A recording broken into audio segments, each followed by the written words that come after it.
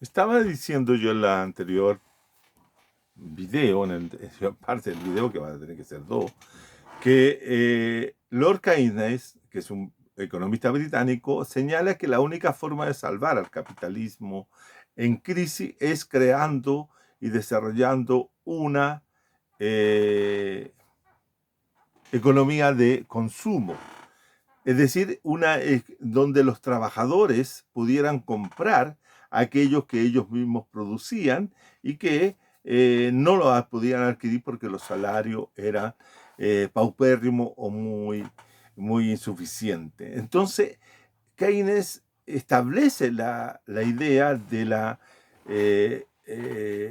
creación de este consumo masivo y comienzan a producirse una serie de bienes que van a ser fundamentales para llegar a las casas de los trabajadores y que van a ser artefactos que van a ayudar a las mujeres en sus labores de casa.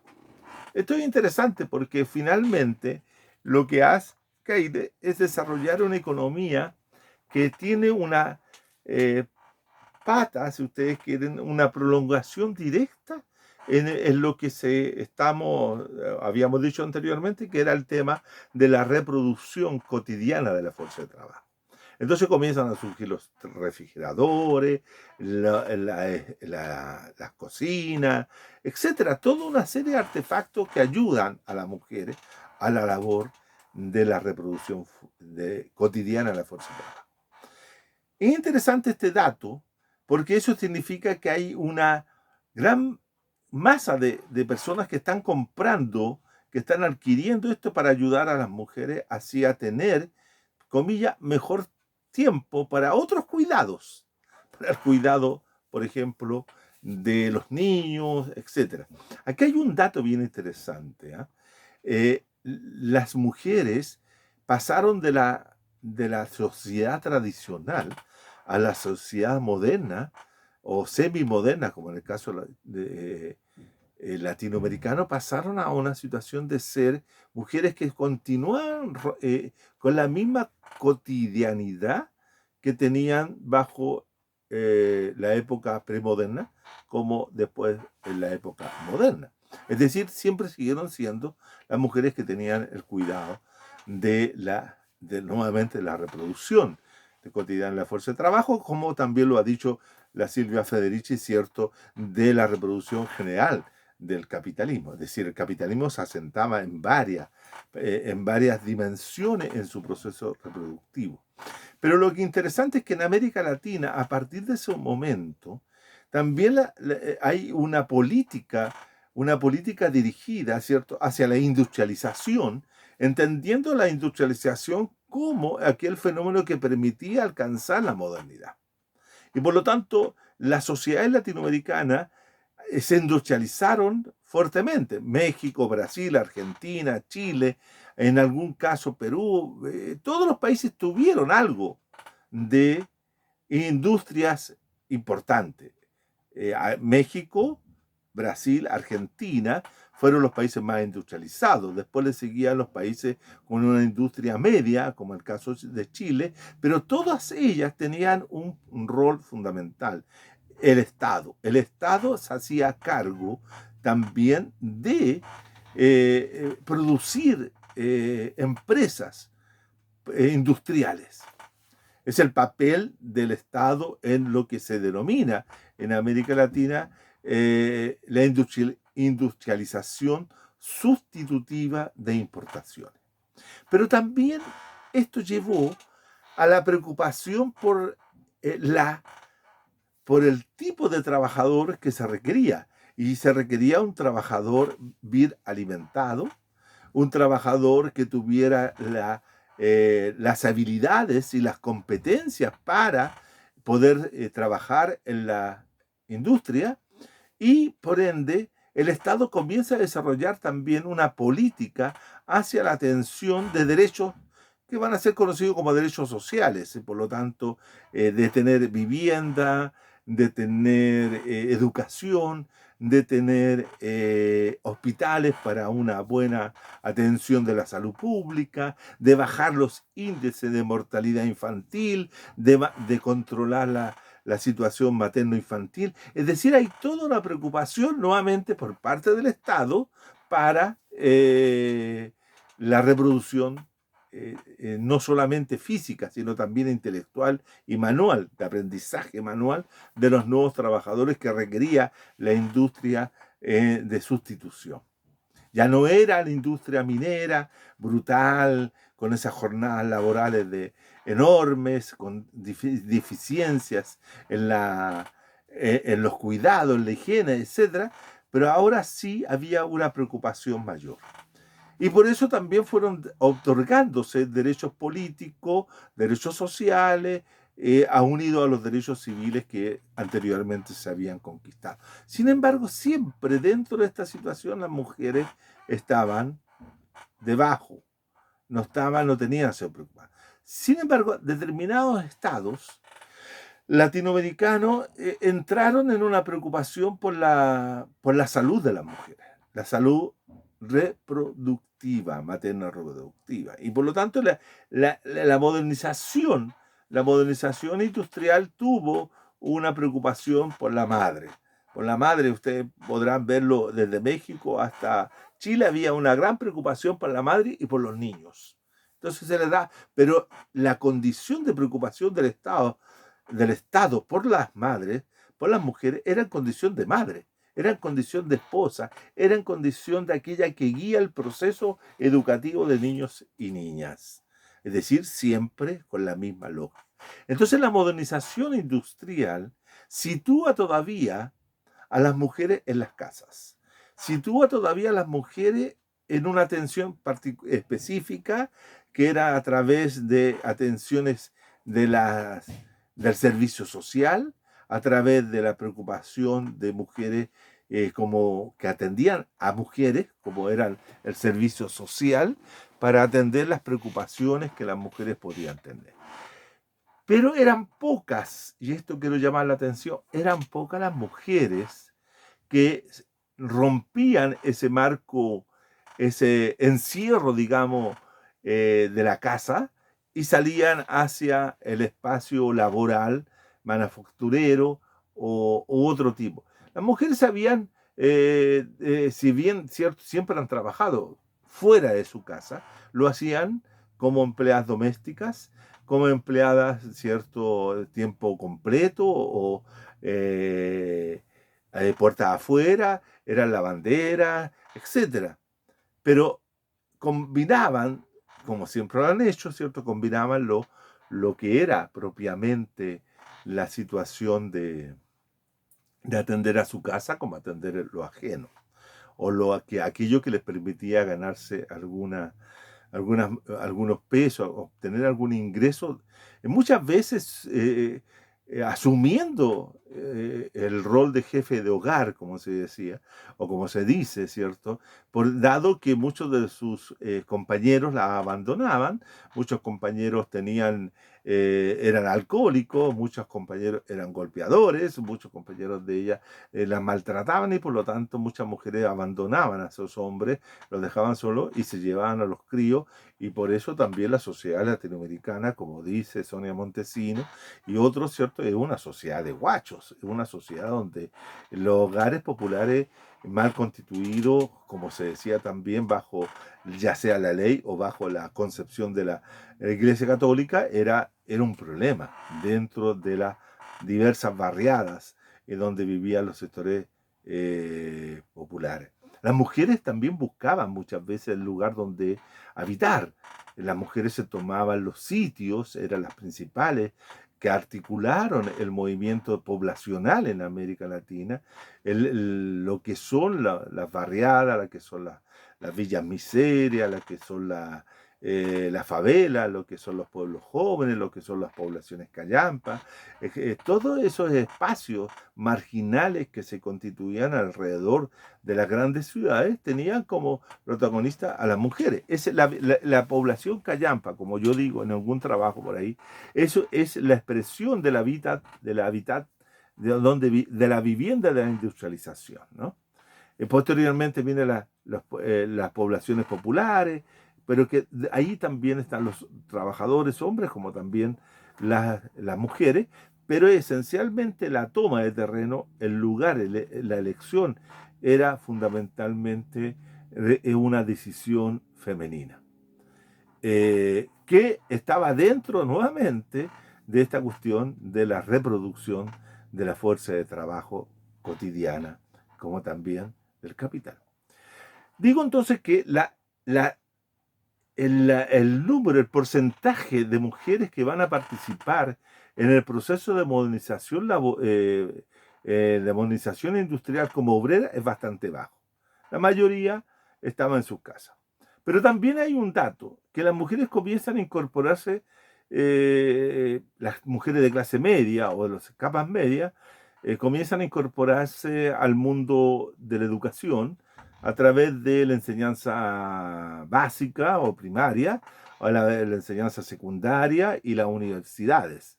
Las mujeres estudiaban, pero también llegaban a tener mejor escolaridad en algunos casos de los hombres, pero muchas de ellas, cierto, su escolaridad se perdía en el tiempo porque al casarse se volvían dueñas de casa, se volvían mujeres con educación, pero dentro de sus casas.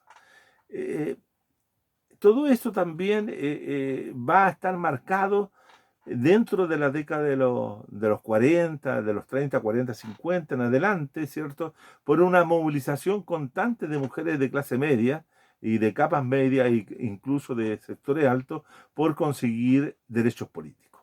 Y uno de los derechos políticos más relevantes, como siempre se ha planteado, es el derecho al voto.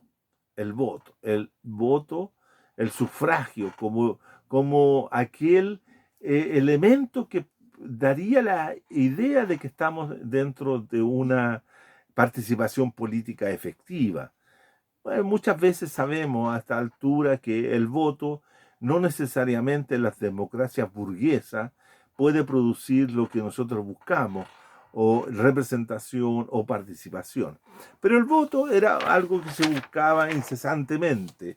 Y a partir de los años 10 en adelante, siendo Uruguay, ¿cierto?, uno de los primeros países en establecer el voto femenino, y de ahí en adelante hay una serie de países que lo van logrando en la década de los 30, México, Cuba en el año 1934, en los años 1946 lo obtiene Venezuela, en 1957 Colombia, 1949 Chile. Es decir, a las mujeres se les daba el voto como un reconocimiento de ciudadanía política, pero no se le integraba a la política, que es muy distinto. Se les daba el voto. Y muchas veces se le ponía como condición, por ejemplo, voy a poner el caso chileno, que para poder votar tenían que saber leer y escribir.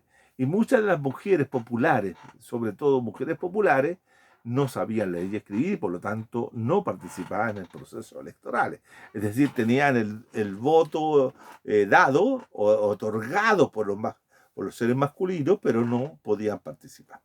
Entonces, pero hacia finales de la década de los 60, dentro de este proceso de modernización, también se da un proceso de intensificación del proceso de modernización industrial que es propuesto por la CEPAL, por la Comisión Económica para América Latina, el año 60, que dice, mire, ¿sabe qué?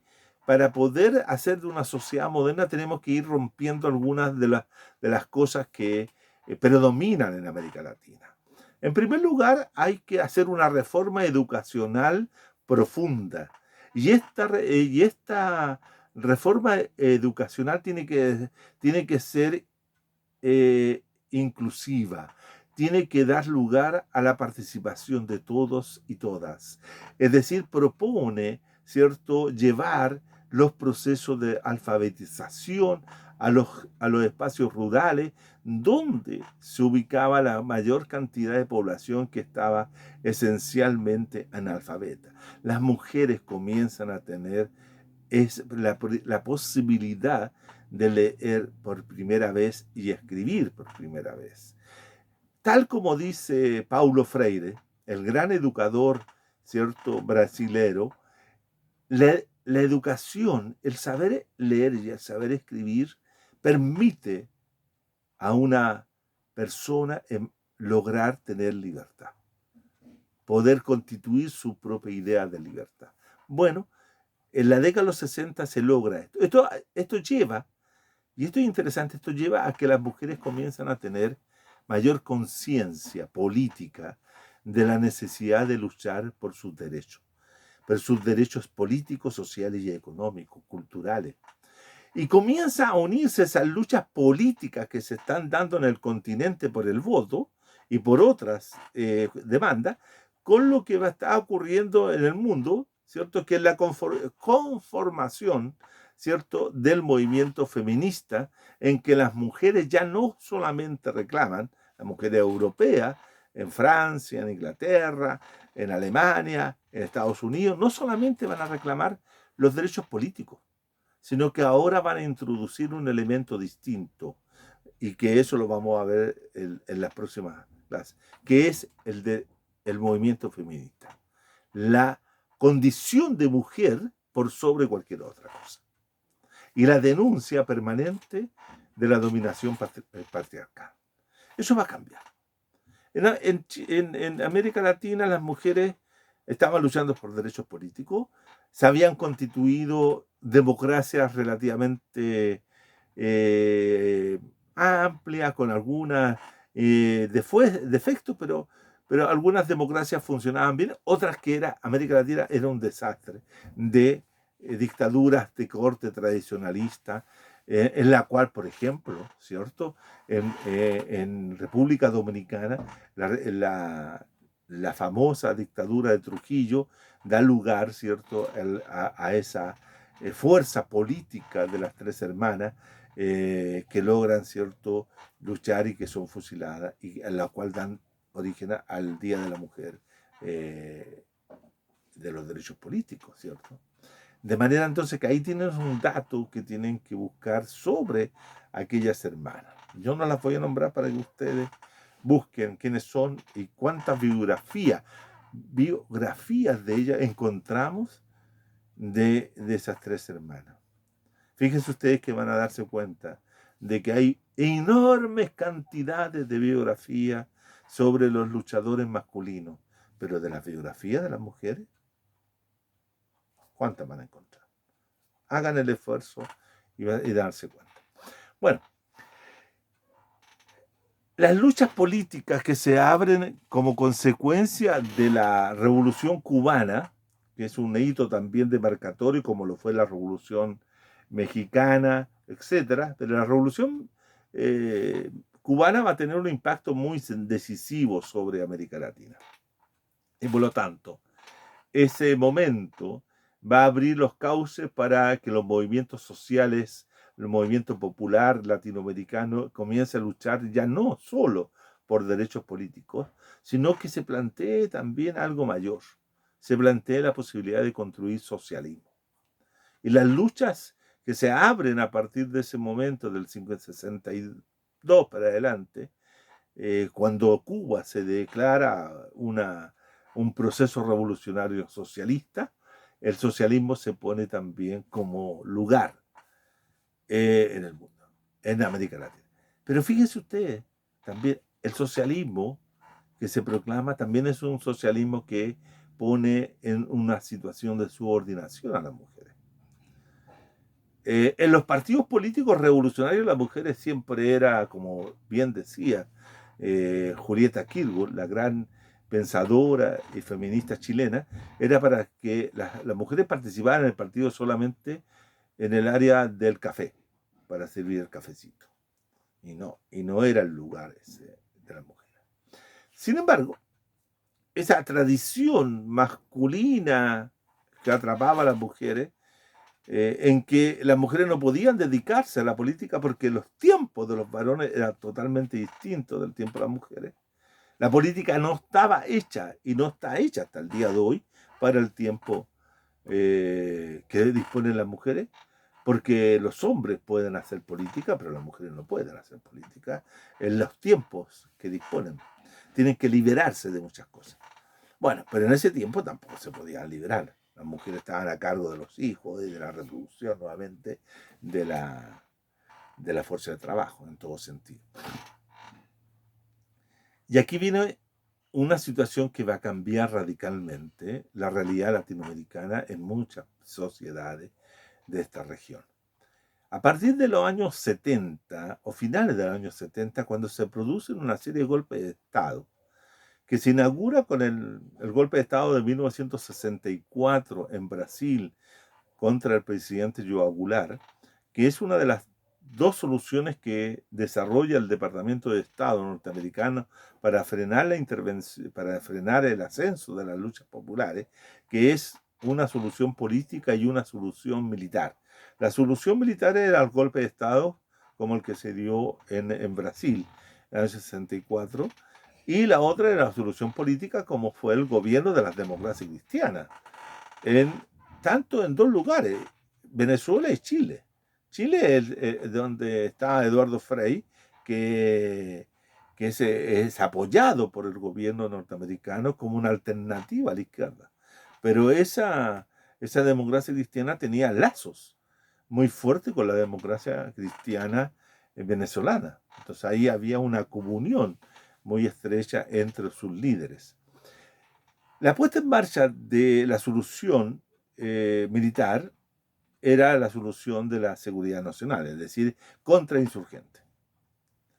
Se pone en marcha la política que fracasa en Chile, por ejemplo, y permite el triunfo de Salvador Allende en 1970 y se inicia aquel maravilloso proceso de construcción socialista dirigido por el compañero Allende entre 1970 y 1973, que año que se produce el golpe de Estado, que es también un golpe de la seguridad, de la doctrina de la seguridad nacional, ¿cierto? Y se da ese golpe no solamente en Chile, sino también en el mismo año en Uruguay, y 3 años más tarde, en el año 76, el 24 de marzo del 76, ¿cierto? En Argentina. Y toda América Latina después cae en regímenes militares. Pero estos regímenes militares no eran los tradicionales golpes de Estado que se daban en la región, sino que estos militares traían debajo del brazo, o le pusieron debajo del brazo, un proyecto político distinto, un proyecto político nuevo a los que se habían ensayado en el siglo XX como en el siglo XIX.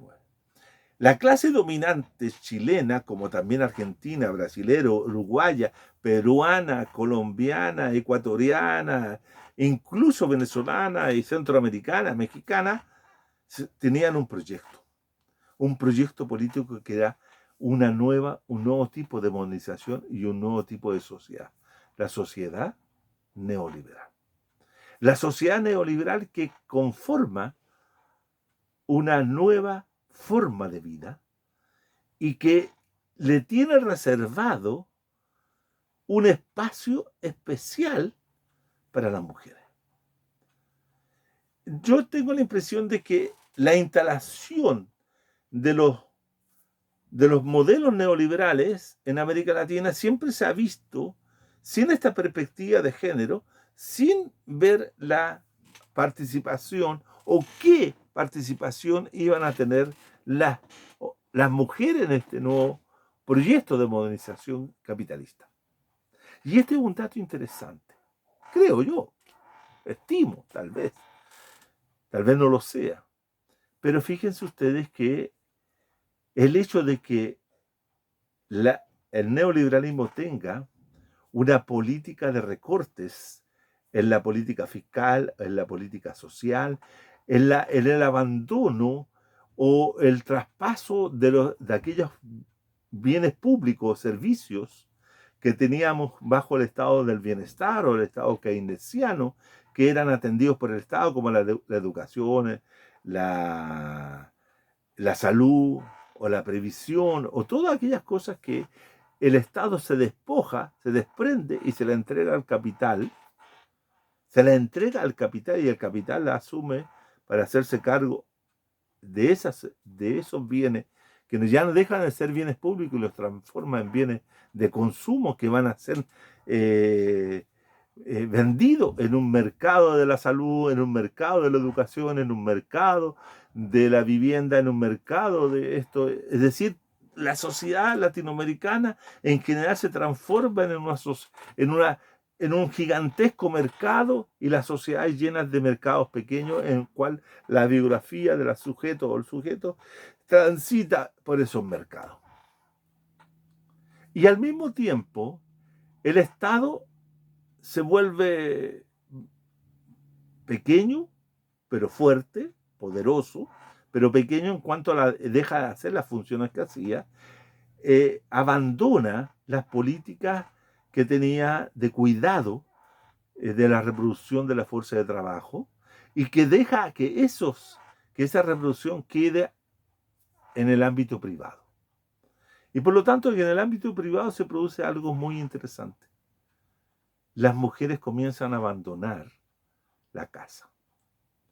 Comienzan a abandonar la casa para integrarse como mano de obra, como proletarias, como profesionales en distintas áreas. Y el hogar comienza a quedar vacío. Y comienzan a reducirse la familia. La familia ya no es una familia enorme de 7 hijos, 8 hijos o 10 hijos, sino que ahora las familias comienzan a producir un empequeñecimiento.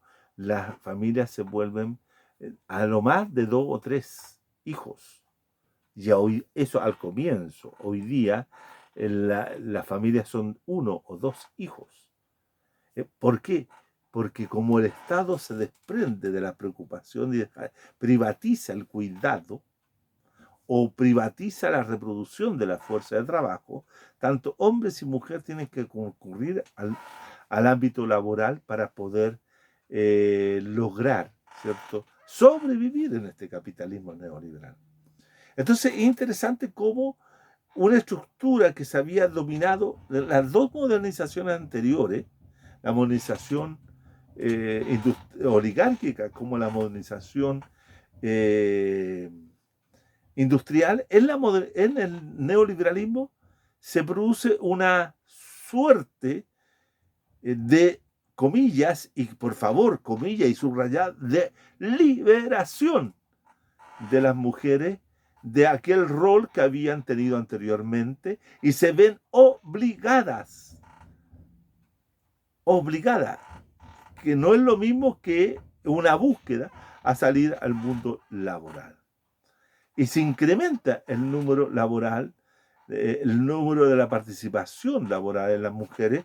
Busquen ese dato, averigüen en la bibliografía cuánto creció la participación laboral de las mujeres en los últimos 40 años en América Latina.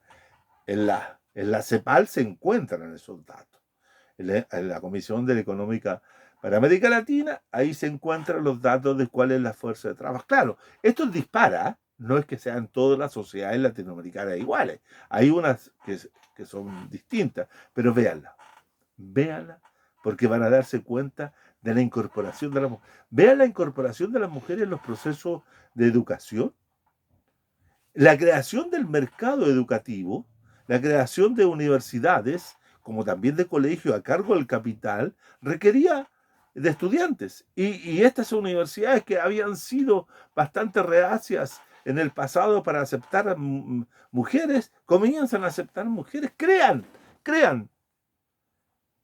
elaboran programas educativos para las mujeres. Entonces aquí la mujer es incorporada al mercado, pero también hay ahí una serie de problemas. El neoliberalismo mantiene las estructuras de dominación y hace que las mujeres, aunque estén educadas en los espacios de las nuevas universidades, salen al mercado laboral teniendo un 30% menos de salario que los hombres. O sea, es contradictorio. Por un lado, las libera, por otro lado la somete, por otro lado la empuja a determinados derechos, le quita una serie de beneficios que tenía con el estado del bienestar, y por otro lado las privatiza. Es decir, hay una serie de contradicciones que son nuevas dentro de lo que son la realidad, la modernización neoliberal. Es decir, fíjense ustedes cuando Ulrich el sociólogo alemán, habla de lo que se produce en la modernización actual, que es el nido vacío. La situación de que las mujeres que no salían tempranamente al proceso laboral, pronto quedaban con el nido vacío, porque los pollos, que eran dos, salían, se iban de la casa. Y las mujeres, si tenían los hijos entre los 20 y los 24 años, a los 44 años, con el hijos de 20 ya estaban solas, ya no tenían a quién cuidar. Entonces ahí viene lo otro, que tiene que empezar a cuidar a los viejos, a los de la tercera edad, etc. Pero hay otra situación que hay que también analizarla y tenerla presente para poder visualizar bien las situaciones que hoy día están en la mujer. El movimiento feminista que vamos a ver estallar en el 2018, con estas mujeres empoderadas, que son mujeres universitarias, que son mujeres trabajadoras, que son mujeres que tienen un nivel de escolaridad muy distinto al anterior, tiene que ver con este fenómeno que estoy señalando. Tiene que ver con este.